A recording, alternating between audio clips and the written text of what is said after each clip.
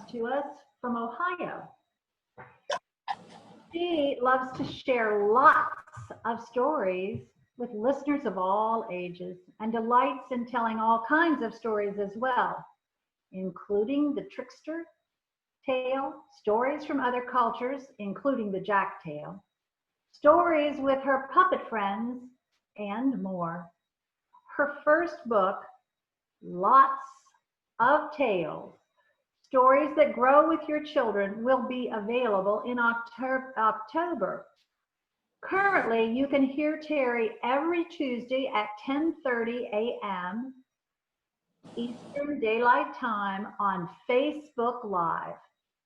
So now please welcome in her first performance as part of the West Virginia Storytelling Guild, Teri Lott.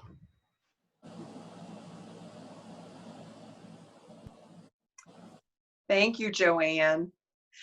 So, trickster tales are one of my favorite type of tales to share. We have Anansi, the spider, whose stories come from the continent of Africa.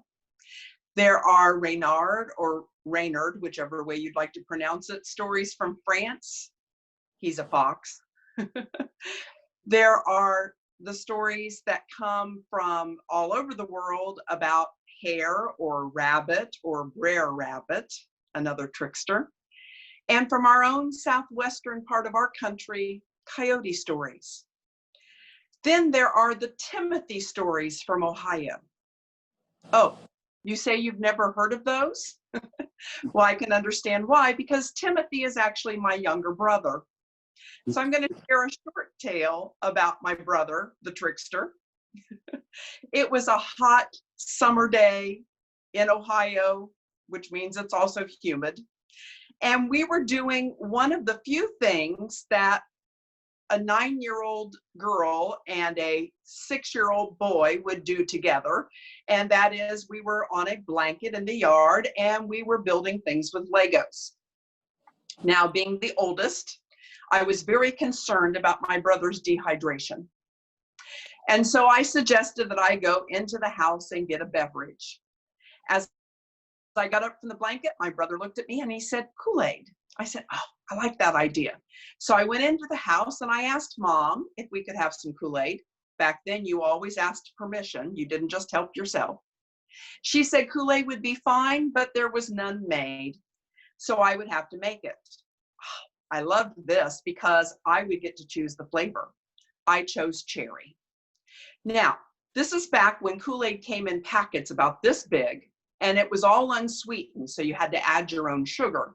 So this was quite, a bit to do. You had to dissolve the Kool-Aid, and then you had to dissolve the sugar, and it took a little while. And I didn't know at that young age that I should be using warm water and everything would mix better.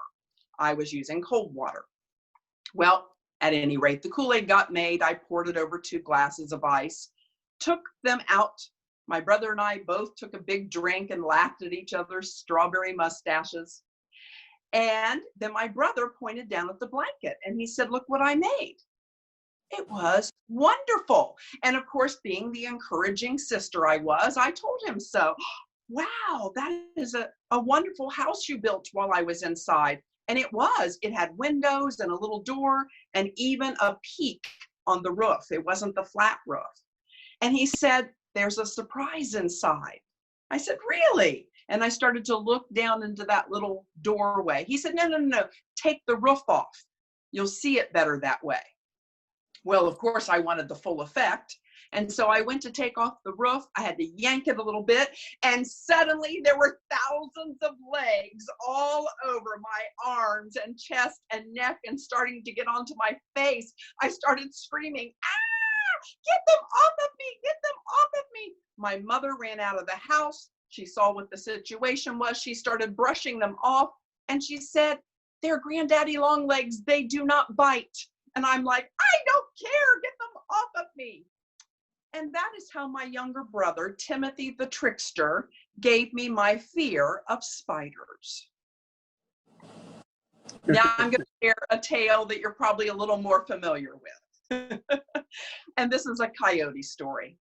And I'm calling this simply Coyote the Trickster. Well, Coyote was walking to town one day. No purpose in mind. He was just going to go to town. Nothing much going on at home when he heard the approach of a horse behind him. And the horse stopped right beside him. The gentleman on the horse called down and he said, excuse me, aren't you that coyote that tricks people? And Coyote looked up and he said, I have no idea what you're talking about. And he started walking again. Well, the man on horseback followed, stopped again. And the man said, oh, I just know you're that coyote I've heard about. And I'm kind of known as a trickster myself, if I may say so myself. He said, I would like to match wits with you. And Coyote looked up at him and he said, I am not the coyote you speak of, but if I were, I would have to go back home to get my book of tricks. And you see, I am almost all the way to my destination, so I'm not heading back home. The man on the horseback really upset.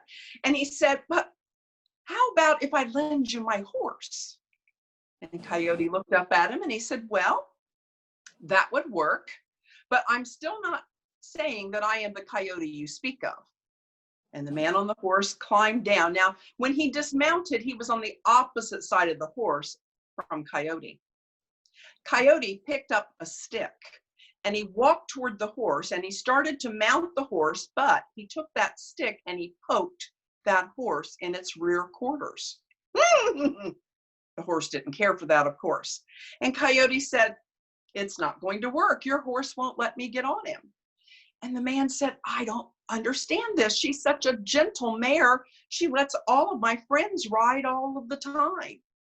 And Coyote said, but see, I have fur on my face and ears on top of my head. She knows that I'm not one of your friends. But if you would lend me your hat and I put that on, it will mask everything. So the man handed his hat over the horse.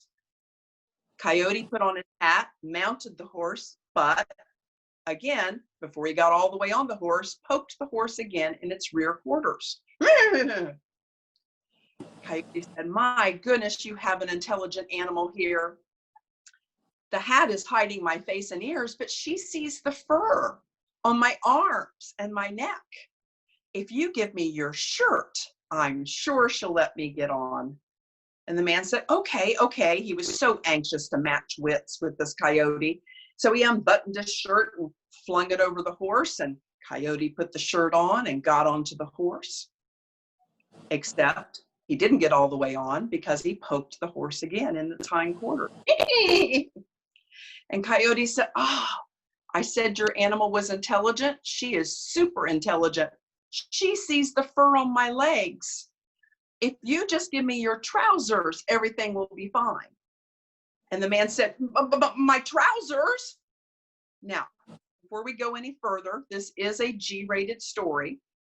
I'm just going to tell you that back then, men wore long underwear under their clothing. It didn't matter the time of year, winter, spring, summer, fall. So this is still a G-rated story. The man took off his trousers, threw them over to Coyote. Coyote put them on, and he started to mount the horse, but he poked it again in its rear quarters. Can you imagine? Can you imagine how you would feel if you had been poked in your rear quarters that number of times? That horse was getting very upset. Well, Coyote said, I see the problem. She can see the fur on my feet. I'll just need your boots. So the man handed over the boots. Coyote put on one boot at a time. As he sat on a rock, he threw that stick back behind the rock. This time, he mounted the horse and started to ride away. He looked back at the man and he said, and by the way, I am that coyote you spoke of, and you, sir, have been tricked. And as he rode off, there was the man standing in the hot desert sun, hatless, bootless, and in his long underwear. And that is the story, Coyote the Trickster. Thank you.